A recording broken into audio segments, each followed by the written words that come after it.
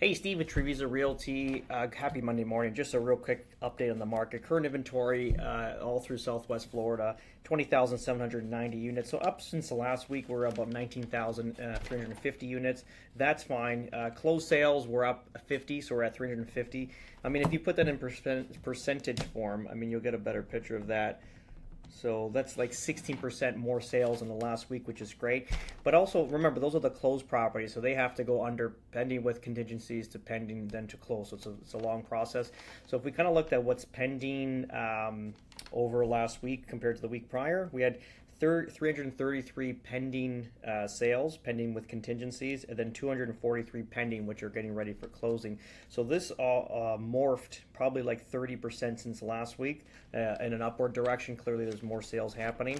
And then we break it down into Estero. We're at 755 units, up about 40 units since last week, but also closed sales. We've doubled the closed sales. Then we bring it down to pending with contingencies. That's remained the same at 15. And then the pending, which is getting ready for close, has shrank down to 4 rather than 12. But also the closed properties have jumped up dramatically to double. So again, in a very happening market currently right now, you're starting to see that effect. They call it the Trump bump in real estate, and that's what we're kind of feeling right now. I'm going to read through this article. I'll break it down. I broke it down into points here. So if you get into one second here. So the National Home Association, National American Home Builder Association, Wells Fargo Housing Market Index rose to 46, the highest since April of 2021, signaling growing optimism in the housing market. Remember, we're talking about an upcycle that's currently going to be coming up in the market, which is currently right now trending, and this is what we're starting to experience. So again, markets are starting to take off. Future sales outlook, builders' expectation for sales in the next 6 months surged to the highest level since April of 22, which is great. Obviously, we know that was like the height of the market, reflecting renewed confidence in the market's trajectory. In this article too, it's the driven optimism of, obviously it's a full Republican party. The sweep in the election has fueled expectations for regulatory relief, potential easing constraints in residential construction. Also, energy costs. We forgot to mention that. If what Donald Trump said, the president said that he's going to take down energy prices in half for your cost of your house to run your house. So if that's done, I mean, obviously it puts more money in the pocket of the Americans, and ultimately having more money to spend, that's relating to car purchases and also housing, which is great for all of us currently right now. Challenges. One, they were saying obviously there's a huge immigration deportation that's going to take wind. Clearly, is that going to affect? The migrant workers? Hopefully not. Obviously, I'm sure there's a few tied in there that are getting paid cash, but a lot of them are paid like via check. I can't see like. Especially if you look at Pulte, I remember Verdana Village when it was getting built, when DeSantis put it into check, where illegal migrant workers were not allowed to, they basically ran off the site. But that happened a lot in Miami. Here in Southwest Florida, like our subdivisions were still continuously going. It wasn't like there was a vacancy of laborers. We're building down here too, and there's an ample amount of workers to be that you need at any time. So I don't think I'm worried too much about that. The mortgage regulations are saying that they're not going to be as aggressive. They're saying because there is a little bit of an inflation. Caution. Clearly, they want inflation to go back up, so that's one.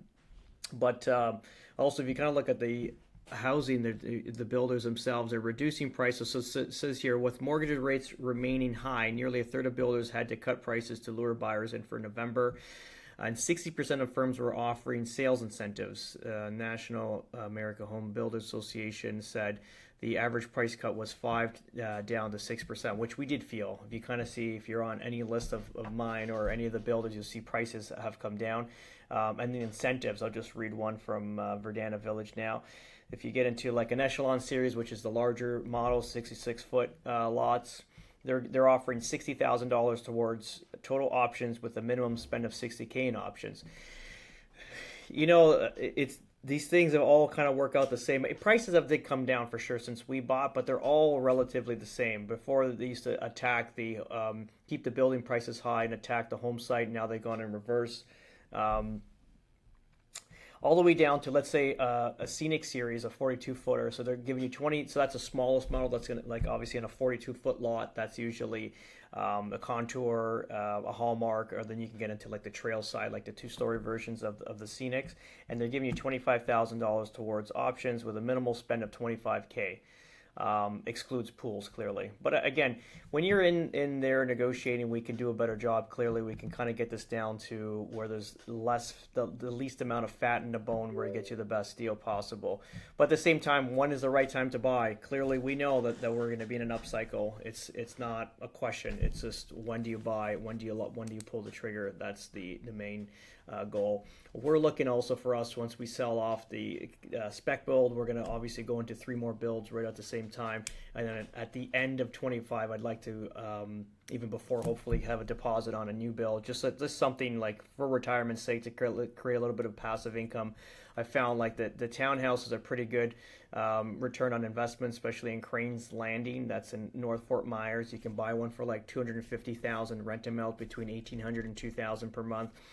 There's no HOAs. There's just like a fee for irrigation and grass cutting, which is very nominal. It doesn't affect the overall like return on investment. And they're good little vehicles. They're beautiful, brand new properties.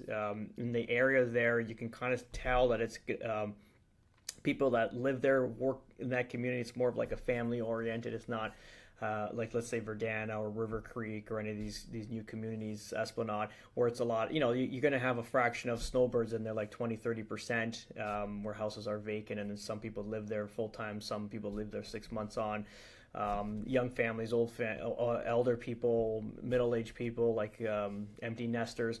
They just, obviously, in these gated communities, you're going to have a bigger blend. In that community, that's all young families, hardworking families, a lot of kids, like a traditional neighborhood, let's say, from up north. But that's where I want to put my investment, clearly, because that's going to be a good flow of tenants always. But that's pretty much it, guys. If you have any questions, please reach out. We'll get you in the next one.